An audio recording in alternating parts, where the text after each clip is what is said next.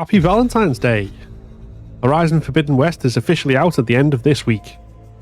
Everything we've seen of the game so far looks breathtaking. Next generation graphics, despite being a cross-generation release, stunningly fluid combat, and a truly gorgeous looking post-apocalyptic landscape to explore. So, as we wait with bated breath to see if it lives up to the hype, let's look back at its predecessor, Horizon Zero Dawn.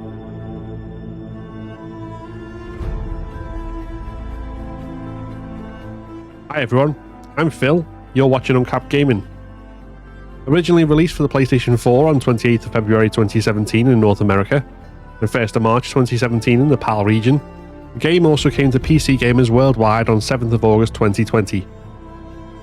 Horizon was developer Guerrilla Games' first intellectual property since the first-person shooter Killzone. After the release of Killzone 3 in 2011, about 40 concepts for a new game were pitched. The original pitch came in 2010 from art director Jan-Bart van Beek.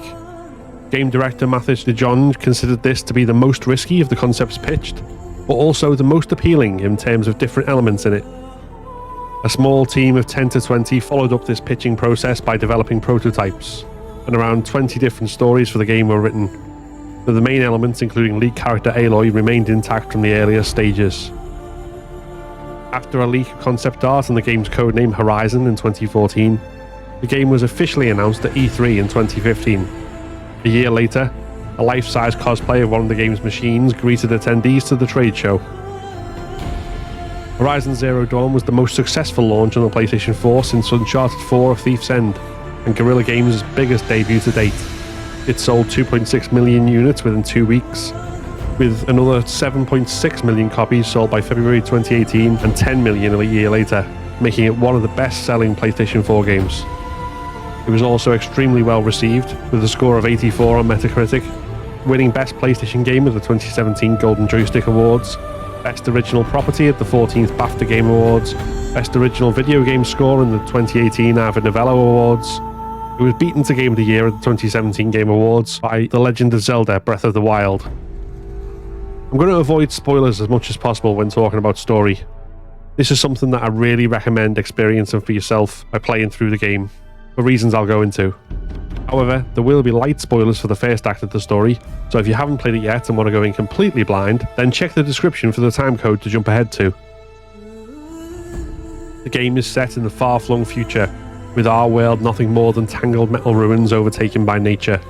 A man called Rost introduces us, and the young baby he is carrying, to this world in the opening cutscene.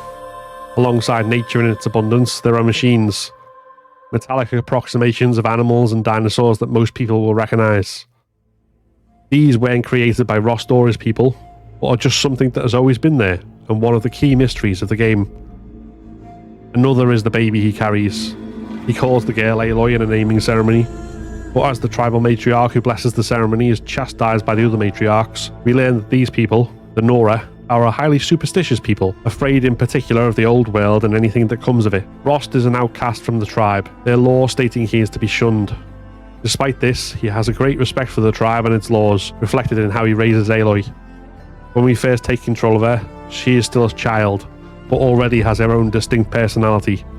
She doesn't take the world at face value and wants answers. This includes answers about the old world, reflected in her use of the augmented reality focus after she finds it in a ruin, but mostly she wants to know why she was outcast from birth. To find this out, she intends to win the Proving, the tribal coming-of-age ritual. If she does, she will not only no longer be outcast, but also be able to demand the boon of the matriarchs. But greater events are in motion. A mysterious cult attacks the Proving, aiming to kill Aloy, and otherwise spend their time digging in the earth. They somehow have the ability to control machines, and know a great deal about old-world technology. In her quest to find answers, Aloy must deal with the superstitions and mistrust of her own tribe, but also journey across an untamed world filled with dangers. It's clear that the secrets of her parentage, the cult that attacked her, and the fate of the old world are intertwined, and she must unpick the clues to solve the mystery. Without going further into plot details, the way the game tells its story is masterful. Aloy's character comes through in her every interaction, showing a sharp mind, an unwillingness to be taken for a fool, and a defiance of superstition and mystery.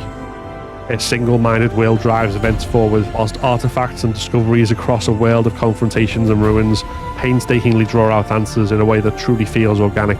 all of Aloy's companions are memorable too, with their own personalities, all of which, including those from side missions, lead into a genuinely epic grand finale. If ever the story feels stilted, this is in the main because the performances of the character models don't fully match those of the actors.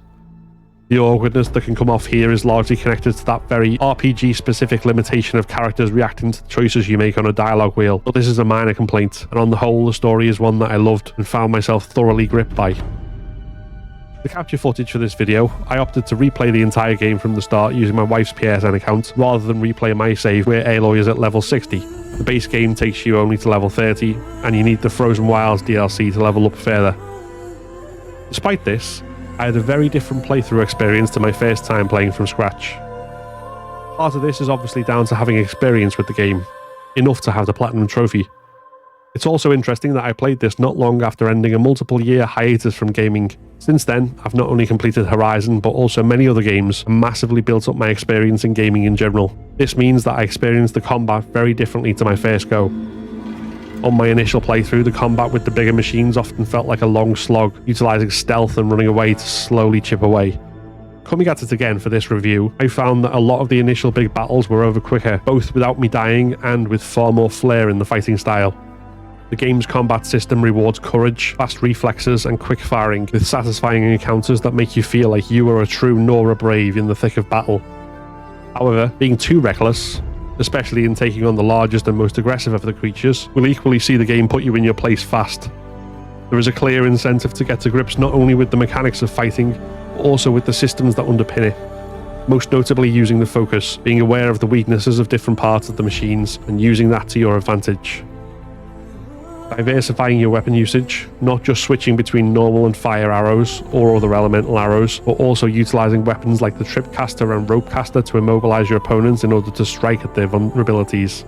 The crafting, upgrade and levelling mechanics won't be too surprising if you've played your fair share of RPGs before, and they're as complex or simple as you want them to be, as it's up to you how you put them to use, meaning that there's not really much by way of the typical RPG frustration of having to become an expert in layer upon layer of intricate systems.